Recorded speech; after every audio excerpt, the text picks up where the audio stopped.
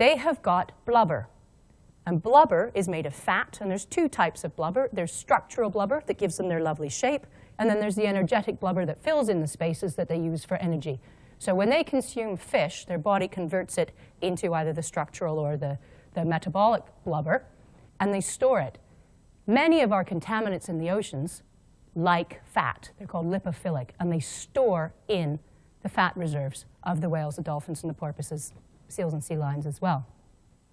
So even a very, very hungry whale, dolphin, or porpoise is still going to have a beautiful hydrodynamic shape, torpedo shape, because nature has had them evolve that way, so they use the least amount of energy moving through the water. When they go into starvation and they mobilize those fats, it's not that structural blubber that's taken, it's the bits in between, the metabolic blubber, and then it mobilizes those contaminants into their bodies. Now, unlike the dolphins and the whales, porpoises cannot go long periods of time without food. In fact, they're like the little hoovers of the ocean, because they're out there, they have to eat throughout the 24-hour period.